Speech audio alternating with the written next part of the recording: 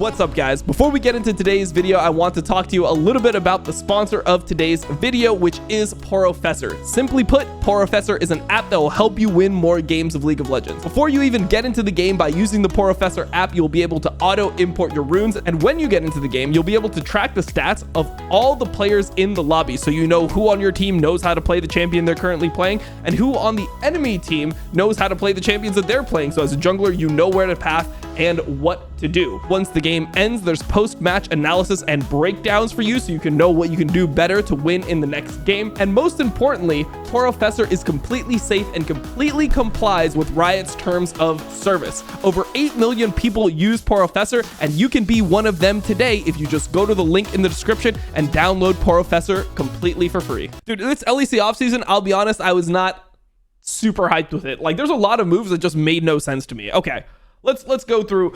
Almost none of the moves made sense. Like, none of the teams felt like they upgraded. None of the teams felt like they upgraded, really. Like, Fnatic, I don't know who Jun is. Maybe they upgraded. I have no idea. Heretics, I would say that Heretics upgraded. Their roster looks better than it was. When you look at, like, Rogue, I guess it could be an upgrade based on how good their support is. I watched the support in LFL. I don't even know how to say his name. I watched the support. I thought he was decent. People were hyping him up. Corp, like, this is a better roster than the Astralis roster. Bo upset, I think, is pretty hype. Targamas in a good situation could be hype. G2, same roster. Vitality downgraded. But a lot of the moves don't make sense. Okay, so let's start at the top. The Mad Lions roster. So this is the one where I got fucking cooked for it on Twitter. What did I put on Twitter? I just saw the amount of quote retweets and I knew I was getting cooked, bro. Like, this is the thing. When I saw this roster, I tweeted out that it looked like shit, and I just put the fucking phone down, bro. I knew that people were not gonna like it because it's Spanish fans, right? And I just put the phone. I didn't even read through this. Like, when you have a tweet that has 6,000 likes and has 1.3 million views, you know people are fucking mad. When you see this amount of quote retweets, where is it? Oh yeah, when you see this amount of quote retweets, I'm scared to scroll, bro. I'm gonna get. There's gonna be a. But yeah, this roster, man, I don't know. All right, let's talk about it. Okay, so who's good on this roster? I think their best players are Elyoya and Alvaro. I think Alvaro is fucking legit. I do not think that Frescawi, or I don't even know how to pronounce his name, but I've seen this guy play. I wasn't impressed with Frescawi. I was not impressed with Supa at all. I know Supa was super hyped. Whenever I watched him play, I watched him play with Veteran because I live viewed EU Masters in spring. I watched him play in summer. They made it to EU Masters finals or EMEA Masters finals, whatever. I don't know, man. This guy, like, his bad plays stuck out more to me than his good plays. For Scowie, I just can't see him being better than the existing mid laners in LEC. Like, when I'm thinking about Frescawi versus Humanoid, Frescawi versus Niski, Frescawi versus Perks. Dude, Frescawi versus Niski, how the are people going to see Niski be literally Thanos in LEC for years? How Niski is always so good in LEC. He's good in LEC for years. Then he does poorly at Worlds, and somehow players that got second in EU Masters are worth more in people's mind than a player like Niski, who always does well in LEC, is now an LEC champion, as well as somebody who was on the second best team over the course of the entire year. It makes no sense, bro. It makes no sense. Like, the Niski slander, the Karzi and Hilly slander, like, Mad Lions just downgraded their roster. Objectively, they downgraded their roster. And yeah, I mean, it's a cost thing. It has to do with them having less budget, but to me, the amount of people that were overrating this roster or being like, oh, this makes sense. I really hate the direction of going like, we're going the all Spanish team. We're going the all French team. Like, fuck that shit, bro. Put together good fucking squads. But yeah, so Mad Lions, this is their new roster. It's like essentially all Spanish. I think for Scowie, people said he's been in Spanish league for a while now. And I think people said that he is like fluent enough in Spanish, or like he understands it, and they're going to just be a Spanish team. I just generally don't like when the players that I consider to be the weakest on the team, when I look at this roster, right, and I look at their top jungle and support, I think those are the best players on the team. I can't believe in teams where their AD carry and their mid laner are their worst players. I think it's just so hard to win. And I know, like, Supa is good in solo queue. I've been tracking his solo queue. I know he's rank 1 and stuff. I get it. Like, he has mechanical potential. He hasn't shown that level of play when he's been playing in EMEA Masters. Like, it doesn't look like he's better than the other AD carries in you know, like LEC, for example. And I just think that you can get in positions where you're winning, but it's hard to actually like close the game. TL, exactly. That is literally, yeah, exactly. It's such a good comparison. It's just TL. Their worst players were mid and AD carry throughout most of the year. Like when Harry and Yeon were playing, you get leads, you get into team fights, you lose team fights, you lose the game. Okay, Mad Lions downgraded their roster. BDS. All right, so the BDS situation is actually hilarious. So the BDS situation is this. So BDS thought they were getting Carzzy. So they put their team together and they were in talks with Carzzy and they didn't end up getting Carzzy. So they kicked Crownie for Carzzy, didn't get Carzzy, and they're like, fuck, who do we get? Can't just bring Crownie back. So we got this AD carry Ice. I don't know much about him, bro. I know he played in Sandbox. I know he played in Polish League. Didn't win Polish League. I think this is just a downgrade as well. I don't see how this makes the team better unless he's just like an insane mechanical beast. I feel like BDS was already kind of like, they were getting worse throughout the year. Like they peaked in spring. Their summer was not good. I think they finished like 5th, 6th in summer. Made it through to Worlds by winning a best of 5. This team was not that strong. Yeah, I think it's tough for BDS. I think that they're going to probably be worse than people expect. I don't expect them to be top 4 with this lineup. XL. Okay, XL is next. I don't understand this move at all, bro. I don't understand the Jackie's move. So I talked to people. The idea behind it is that Abadage has like communication issues, or like he's not the best at communicating. So if you take Abadage out and you put in this rookie Jackie's, does that somehow fix the communication issues? Because XL was dog shit, right? XL was bad, and then they got Abadage and Limit, and the team became better, and they got Peach as well. But Peach looked really fucking sus. So when I look at this team and I think Peach Jackie is like, unless this guy is actually insane, and I don't know much about him, unless this guy is insane, I just don't see how this makes the team better. They kept Peach and they got rid of Abadage. I thought Abadage was performing towards the end. Korean's gonna fix communication issues. Well, Ignar has good communication. I mean, we've heard enough of his mic checks to know that he speaks fluent English. He can perfectly communicate in game, and he likes to talk and like set things up. You know, like he's somebody who I think can help communication issues. I just think that when you have this mid jungle, I am really scared, because when you look across every other team in the league, let's just do this. Look at every other team in the league. If you do this, I think you'll realize this is the worst mid jungle in LEC by a pretty considerable margin, right? Elyoya Frescawi, okay, that's better. Sheo Nook, that's better. Humanoid Razork, that sounds better. Perks Yankos, that's better. Niski Isma, that's better. Isma was, for my money, like probably the best or the second best player on Movistar Riders. Marcoon Larson, better. Sakin Bo, better. Douglas Vedio, better. Caps Yike, better. This is the worst mid jungle in the entire league. And if you have communication problems, having a mid jungle that's losing is probably bad for you. XL, I would have this as one of the worst teams. Like if I'm looking at all these rosters, we're going to do a tier list in a second. If I'm looking at these rosters, I think this is, in my mind, the worst team or the second worst team. Like I don't know who I can say XL is better than when I look at these rosters. Like maybe if K-Corp like they just implode or something, or like Cabo and Sakin are just not able to lane at an LEC level, and like the worst version of K-Corp shows up, maybe XL could be better than them. But like I think K-Corp will actually be pretty good. Like I think Bo and Upset are just insane players. All right, Fnatic, I don't know much about this player, Jun. I think kicking Trimby is weird. I mean, Trimby not being an LEC is just super weird to me. Like how did it go from Trimby being considered the best support in Europe at a point? Like this is what people forget. In 2022, people considered Trimby the best support in Europe, better than Mickey, better than Hilly, because they viewed Mickey and Hilly as like players that could only really play Engage. But the best enchanter player in Europe was actually Trimby. So in that meta where people were like playing a lot of Lulu and stuff, you could play Soraka into the Lulu. They would play like Kalista Soraka lanes. Comp and Trimby would play Kalista Soraka. They would play these enchanter lanes and they would get advantage from it consistently. It was when Renata came out as well, like he was a good Renata player. I mean, Trimby just like was considered to be the best support in Europe. And now you look at the overall level of European support, it's like, how is Trimby not in the league? It just makes no sense to me. It just seems weird. And like, yeah, I mean, I definitely agree. Trimby had a worse split than you'd expect. It was like a kind of a like it felt like he was kind of a coin flipper a lot of the time. Like he just had a lot of more random deaths than he did before. But I would still like say, okay, a bad split from Trimby still means that he's LEC level. All right, SK Gaming. So SK Gaming, this is one of the only rosters that I think just upgraded. I think that they just upgraded. there's a couple things. So Certus is not in LEC, looks like. It's kind of sad because I think Certus was actually good. He was limited, but I think he was actually like a promising player. I think he's LEC level. SK Gaming, Irrelevant, Isma, Niski, Exakick, DOS. I think Niski is fucking really good for lineups like this, bro. Like if you have a jungler who's hyped up coming into the league, I think there's no mid laner that you would rather have on your team than Niski. Niski makes every jungler look good. He makes every fucking jungler look good. I was actually hoping for Niski on K-Corp. That's who I was hoping for. That's what I was hoping for, because I think that Niski Bo would go crazy, bro. I think Bo with a player that was just perma with him, that just wanted to do anything he wanted to do, I think it would be insane.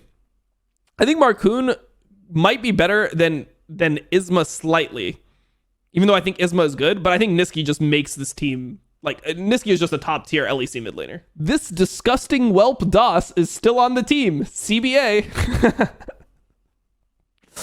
Oh, fuck. I love EU.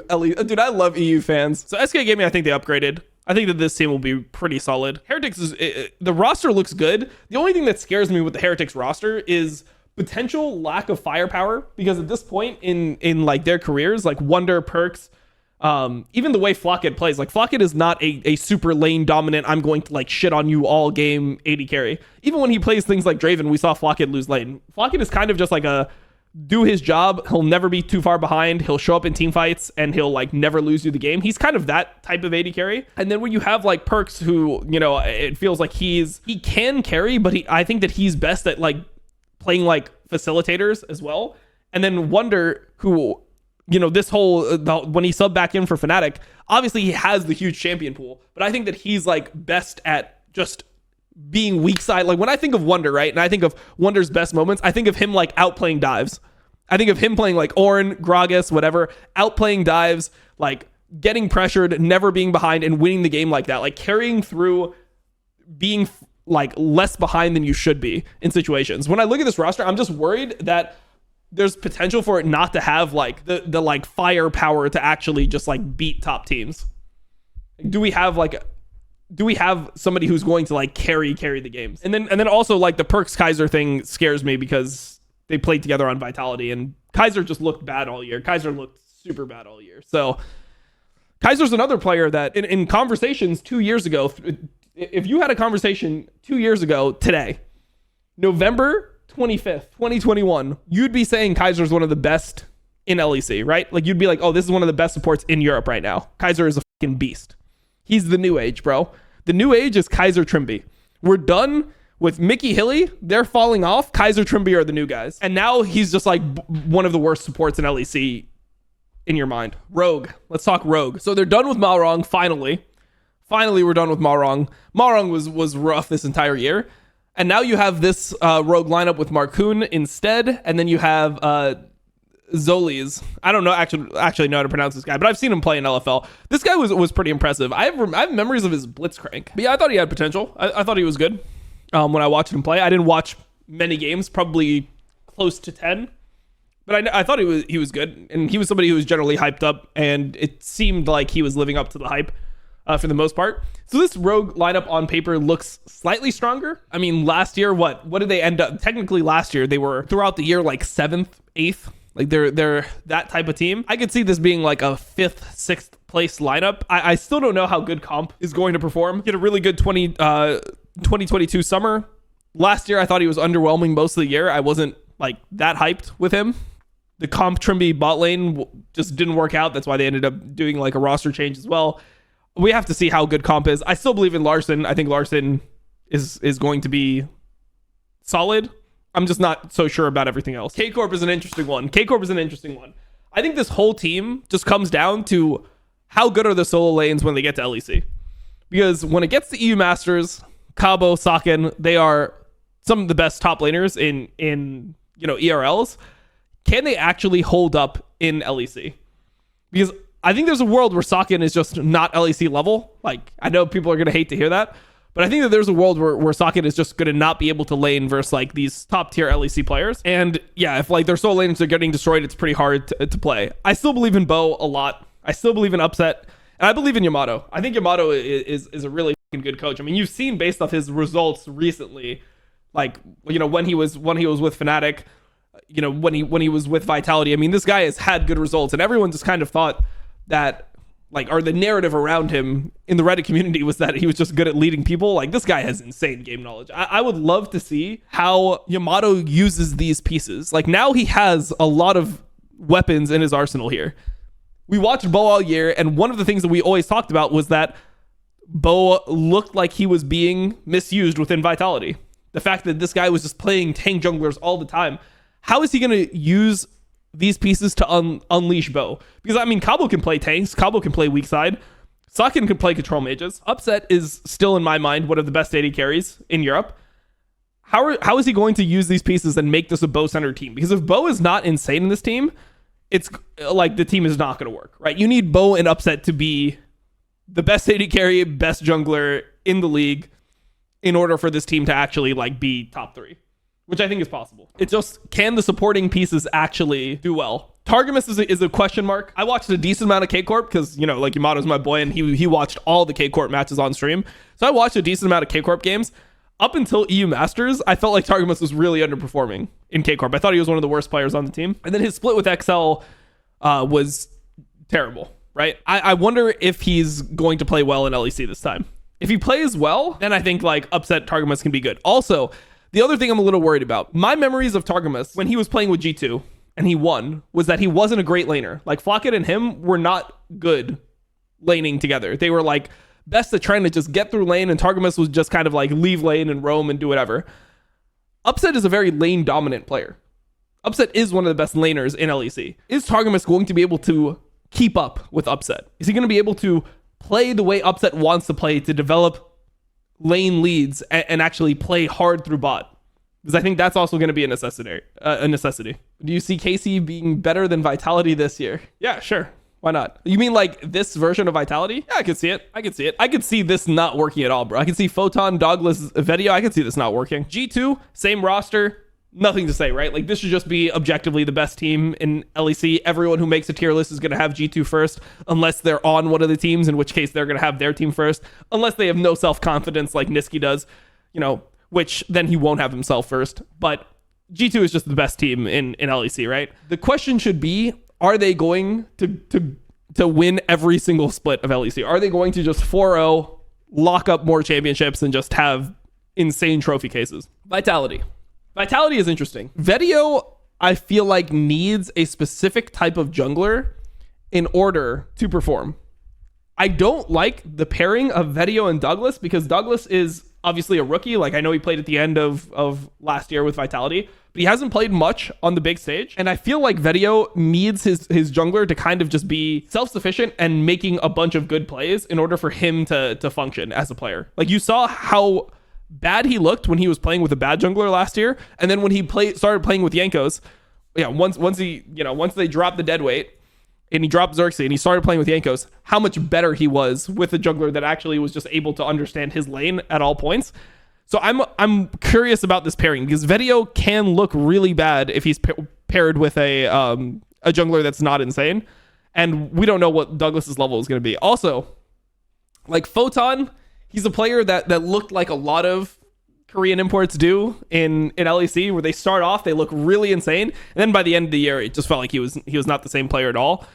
I mean, his laning is good, but the way he transitions his leads in lane to everything else, it was just poor. You know, there's so many games where it feels like he's just 1v9, but then he's not actually doing anything, or like he's in a position to 1v9, but he doesn't actually 1v9.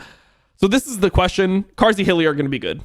Karzi Hilly, I think, will be, when I look at all this, just look at it again. Yeah, I mean, Karzi Hilly should just be the second best bot lane in LEC, right? Maybe Noah Jun, they get some Korea synergy. Maybe that ends up being insane. When I look at all this, I think Karzi Hilly will just be the second best bot lane in LEC. They were really good, bro. They were really good for the majority of the year. These guys are insane. And yeah, they sometimes don't perform internationally, but once again, who cares? In LEC, they're good. We're playing in LEC. This will go pretty quick. I mean, we've given our thoughts on all the teams, and now we just have to slot them in where we think. All right, best team. Easy. Okay, so we'll start with the best and the worst, and then we'll go from there. I don't think these teams, like, there's no teams that I think are dog shit, so I probably won't have any D tier rosters. Like, for example, last year I would have had like Astralis D tier. I think their roster going into spring looked awful, even though they ended up being 5th, 6th technically by the end. When you see 113 coming off his performance in K-Corp, and then you see him joining Astralis, you just think the roster is going to be dog shit. I'll go XL, Mad Lions. And this will be in terms of like left to right actually matters. So this would say Mad Lions is going to get 9th and XL is going to be 10th. KC and Heretics D tier, I'm going to probably have them way higher than that. Okay, A tier. I think I'll keep Fnatic there. I think Fnatic, they've showed me enough. Where, you know, they were the second best team by the end of last year. I don't think the support change is going to make them that much worse. I think that they'll be A tier. Okay. This is where it gets hard, bro. This is where it gets hard because all these teams should be relatively close. Like, almost anything you do here would, like if you just mix them up randomly, it looks like it could be reasonable. Like, you can make arguments for anything here. If you want to say, oh, BDS is going to be the best, they're keeping 4 out of 5 of their last of their players. Let's say you're a Crowny hater and you're like, oh, this, like, Crowny was the reason they lost the Worlds. They bring in Ice. They're going to be even better. And you wanted to put them here, this would make sense, right? If you said Heretics has Wonder Yanko's perks, like one of the best top sides we've ever seen in Europe. Boom. Like, that's going to be, like, there it is. They're third. This could make sense. If you're somebody who's a huge Niski fanboy, like I'm kind of a Niski fanboy, and you said SK is actually going to be up here, I think that you could make an argument for that because you think Niski is really good. You know, you have faith in Isma because he was good in ERLs, irrelevant, always solid top, and you just think that this team is going to be good. Like, anything you do here, I think could be okay. Yeah, 3 years ago, exactly. But still, I mean, the only player that I think has lost massive value in people's eyes since 3 years ago is Perks. Like, people still think Wonder is really good, especially after what happened last year where he subbed into Fnatic and he was playing, dude, he played better games than BB in the finals. People just don't remember it, but Wonder was playing well in finals with Fnatic. Like, he was a huge reason why this team was able to get top 2. There's a huge reason for it. This guy was super good. Everyone still thinks Jankos is good.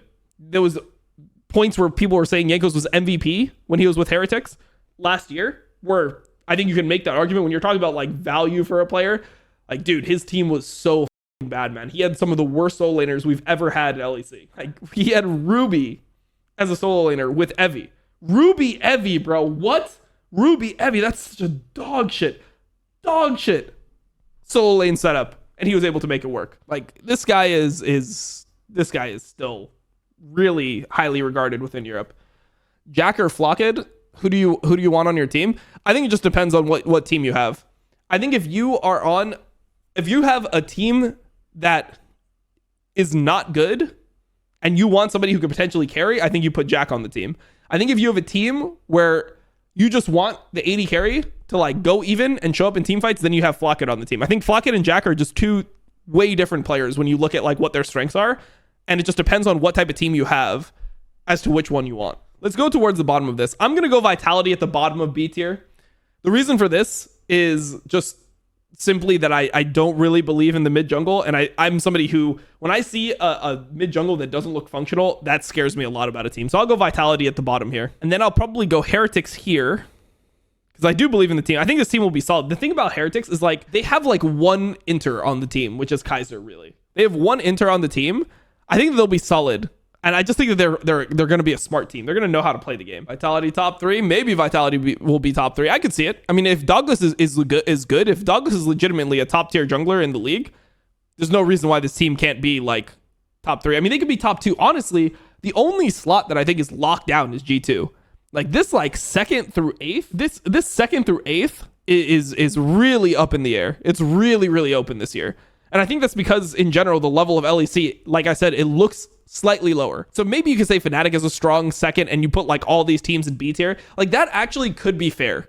It could be SG2. How does that look? Let me think about this. How does this look? We just start throwing the teams here. It might be just a G2 greater than Fnatic, greater than everyone else type thing. It looks weird, but I think that's kind of how I perceive it. Because when I was looking at these teams together, I think that they're all like pretty solid. Might have a 6-team B tier. It just like it feels wrong to do because generally like you want your tier list to look like this, right? Like you want your tier list to look like that so it looks condensed and it looks hype. But I think it's actually more like this, where you have a bunch of like middle of the pack teams that are going to be roughly the same level. Larson carries the top 4. Yeah, I think Larson is fine. I'm actually going to go BDS after Vitality for me. I think BDS after Vitality, I think the issue here is I don't think that they get better. And I just feel like BDS is super like meta limited. Like the only time that they were actually good. Okay, so this is what people have a hard time like grasping. Like BDS, they ended up being top 4 and going to Worlds, but they were only top 4 at one point really the entire year, which was in spring when they got second. Outside of that split, they were 5th, 6th in summer. They lost to Heretics, bro. Like people forgot this. But I'm going to remind everyone, Evie shit on Adam. Evie shit on Adam in playoff. Well, I guess it's considered the best of 3. But I think that just goes to show, like, BDS was actually not good throughout the year. They had one good split out of 3 splits. I'm going to put them there. I just don't see how that core gets better. Also, when I look at trajectory, it felt like Nuck and Sheo got a lot worse throughout the year. More Evie? Yeah, I need to find somebody else to hate on. I'll hate on Ice because he replaced Crowny. And because he's a Korean import that was playing in ERLs. He's like Peach tier to me. Okay, I'm going to go Rogue. This would be 6th place. I think this will be my lineup. Something like this. K-Corp 4th or 5th. Sorry. Rogue 6th. And this is all going to be dependent on what socket you get. I think SK will actually be good. This is just for winter. This is just for winter, is how I'm seeing it. So I'll go this. This will be my tier list. This will be my lineup. So G2 1st, Fnatic 2nd, Heretics 3rd, K-Corp 4th, SK 5th, Rogue 6th, BDS 7th, Vitality 8th, 9th for Mad, 10th for XL. But I think that this whole jumble is going to be extremely competitive. I could see this happening. I could see like this happening. I could see Heretics being like the worst out of all these teams as well. Like, let's say they really just have no firepower. Like everyone is just kind of laning and they're slowly losing. And Jankos is not able to like do anything. I mean, I can't see that. I can't see Heretics being like 8th. I can see them being like 6th or something. Maybe BDS is good. Maybe Adam just gets to play Darius and Olaf every game for like the 3rd year in a row. And he just ends up completely 1v9ing. I could see most iterations here. But to unscramble it, we'll just go with what we had before. This is what we're going to ride with.